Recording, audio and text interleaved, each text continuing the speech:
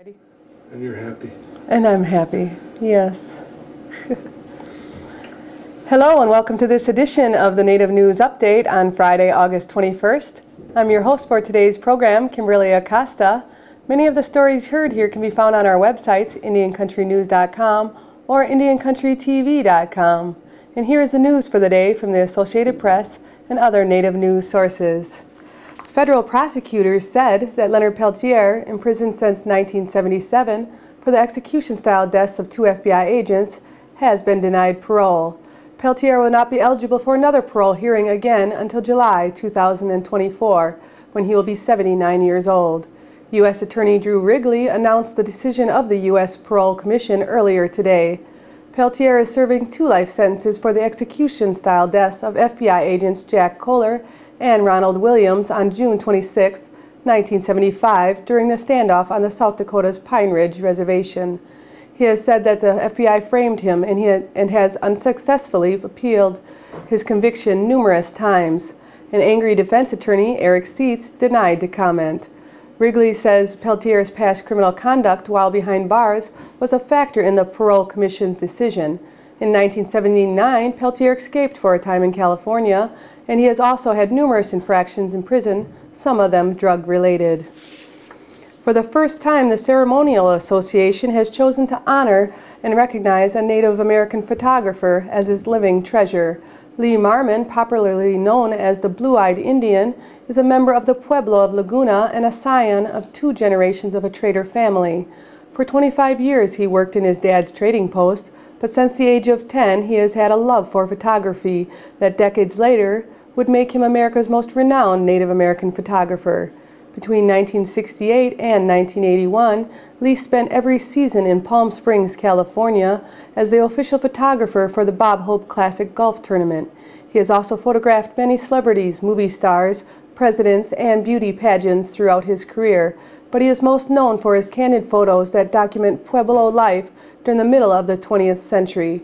For more information on Lee's photography, you can go to leemarmongallery.com.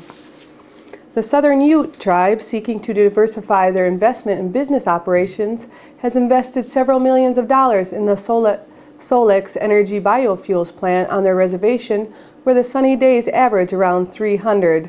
The unusual experiment, which features science, environmental concerns, and tribal capitalism, has the goals of making fuel from algae while reducing emissions of heat-trapping gases caused by carbon dioxide, a product of coal-fueled powered plants and other factories. This particular algae loves carbon dioxide as a part of its diet. The tribe hopes to create a small inroad into what tribal leaders like Chairman Matthew J. Box believes is the next round of a billion-dollar energy boom.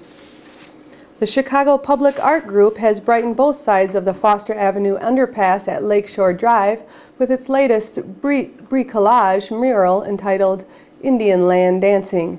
The imagery in Indian Land Dancing, which is named after a poem by the late Chicago writer E. Donald Two Rivers, contains historic and contemporary portraits of local Native Americans, including photographs, a reproduced lithograph of the Sauk warrior Black Hawk, and Chris Papin's painting of Maria Tallchief, who served as the artistic director of the Lyric Opera Ballet in the 1970s.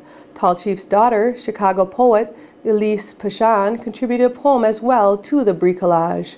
On the north wall, there is a depiction of an ironworker, which represents the School for Native American Ironworkers in Broadview, just outside of Chicago. There is also cattails, which represent Lake Michigan's shore prior to development. The south wall includes the mystical thunderbird, a turtle which is important to the creation of some Midwestern tribes, and Robert Wapahee's image of a teepee in books, which symbolizes local tribes' transition from oral to written storytelling. The Northern Arapaho tribe is undertaking its first major expansion of its Wind River Casino in Riverton, Wyoming. The groundbreaking ceremony this week marks the start of construction on a new 4-story hotel. The hotel is planned for an initial 66 rooms, with a design including a possible expansion of an additional 24. The new hotel will also offer 3 suites. The hotel will be connected to the existing Wind River Casino. The design of the hotel will match the color and geometric shapes, which are borrowed from the casino and the tribe. Construction is expected to be completed in 10 months to a year. According to Navajo Times' Cindy Yurth, Native American women are connecting through books. What started out 2 years ago as a handful of friends who like to read has turned into the Native American Women's Book Club with over 100 members across the country and as far away as Australia.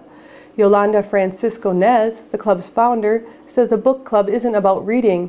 It's about sharing good food, learning about each other, and gathering in the native diaspora. Francisco-Nez, who hails from Fort Defiance and has lived most of her 45 years in Salt Lake City, said she started thinking of ways to bring natives together when she read somewhere that more than half American Indians live off their reservation.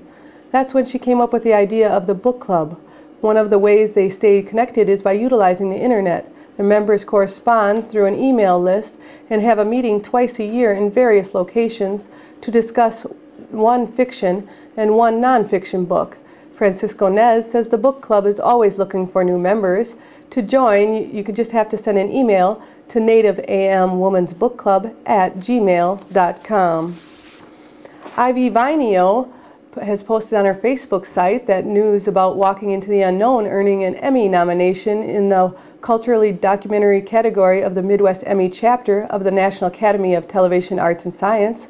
The awards ceremony will be in Minneapolis on Saturday, September 26th, and everybody in the Great Lakes region that had anything to do with the film is very excited. Walking into the Unknown is a documentary program that traces the intimate journey of a middle-aged Indian male through the healthcare system as he gains a deeper understanding of himself and the healthcare risks he faces.